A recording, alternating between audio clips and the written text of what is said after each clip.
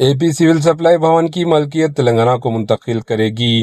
تلنگانہ کے civil supplies کے وزیر این اتم کمار ریڈی نے کہا کہ شانتی شکارا اپارٹمنٹس کے 16 پلاٹ جو اے پی سول سپلائز کارپوریشن کی ملکیت تھے، آنے والے دنوں میں تلنگانہ کو منتقل کر دیے جائیں گے۔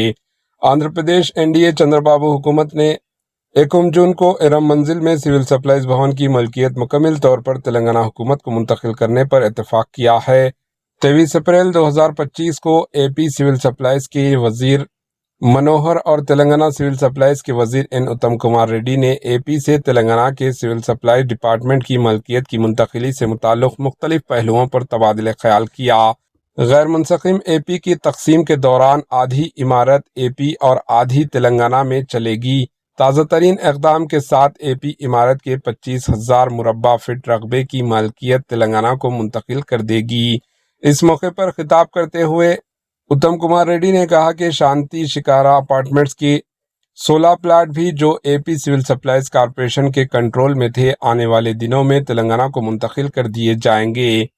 دونوں وزراؤں نے دھان کی خریداری کی پالیسیوں اور دونوں ریاستوں کے درمیان اناج کی غیر قانونی نقل و حمل کی روک تھام اور چاول کی برآمد سے متعلق مختلف پہلوؤں پر تبادلہ خیال کیا۔ ہم نے اس بات پر تبادلہ خیال کیا کہ ہم کسی طرح سہولیات فراہم کر سکتے ہیں اور اے پی میں 3 بندرگاہوں کے ذریعے تلنگانہ سے آنے والے دھان کی برآمد کو آسان بنایا جا سکے۔ ہم اس سلسلے میں مہاراشٹر حکومت سے بھی بات چیت کرنے جا رہے ہیں۔ ہم لوگوں کو بہترین مفاد میں ہم آہنگی کے ساتھ آگے بڑھ رہے ہیں۔ آندھرا پردیش کے وزیر منوہر نے ان خیالات کا اظہار کیا۔ انہوں نے مزید کہا کہ ہم 12 جون سے آندھرا پردیش کے سرکاری اسکولز میں بچوں کے لیے مڈ ڈے میل کی اسکیم میں باریک اناج کے چاول بھی متعارف کرانے جا رہے ہیں۔